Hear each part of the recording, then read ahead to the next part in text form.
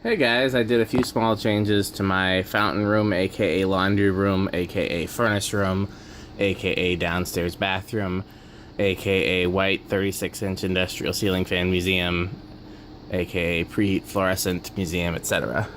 So, yeah, I just thought I'd show you guys. So I added one light and I changed the way the lights are controlled. And we'll talk about why that is in a second. So here now, you just have the, more or less the original, just the little white night lights there, there,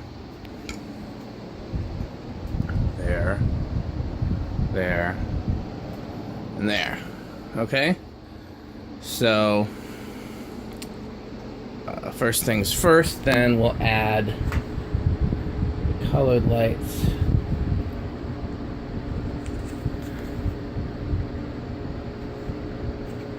There, and there. Come on. None of that changed. They're still controlled with the same remotes. Okay. Then I now have one of these little remotes. Well, you can't really see it, can you? Those little remotes controlling these color change lights. There, now on its own separate switch. I added this little cool vintage fixture that I was going to give to Chris if he wanted, but he didn't. I don't think Jonas wanted it, so I like it. I hung it up. And there. Okay, so there, now you have everything that's not a fountain. And all of the fountains are now controlled by X10, and the X10 pad is right here on the dryer. So one is those three. Two is this wall over here. 1, 2, 3, 4, 5, 6, 7, 8. 3 is these 5 right here. And then 4 is the rain lamp, which of course still has the ability to be color change, dim, or bright.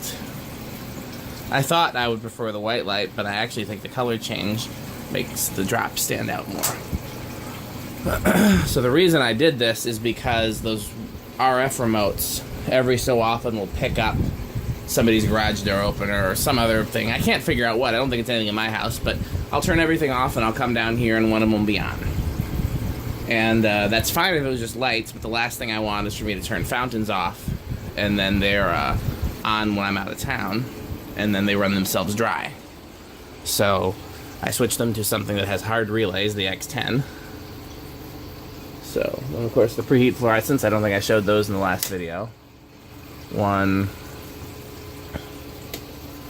2, and now I got a remote caddy here, so we'll have to figure out which is which here. Come on.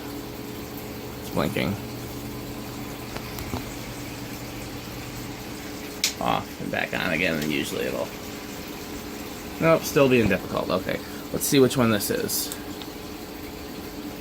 Ah, these two.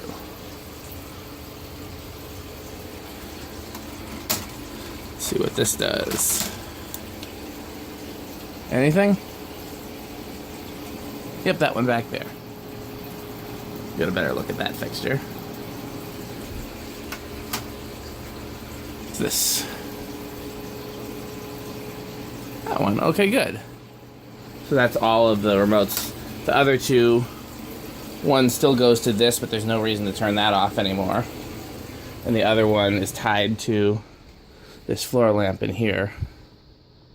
And no reason to mess with that. So that is really, this one didn't come on. Wonder why. Is it loose? There we go. Never had that happen before. Okay, so there's all the preheat, all the fountains.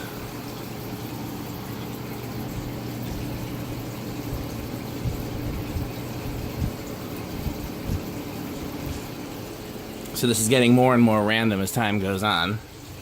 Figured out a slightly more permanent way to hang this. I just used a clothes hanger there from that drywall, but it seems to hold it. Yeah.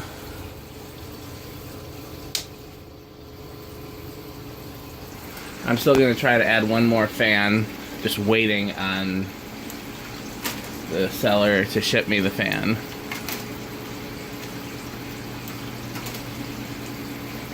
Okay. I had these fans on.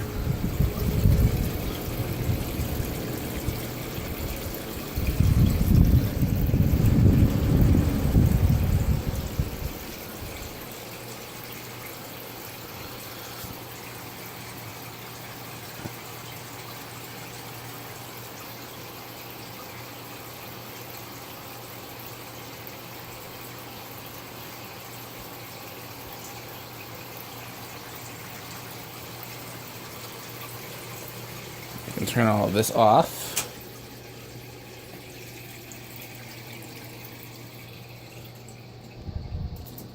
Turn these off.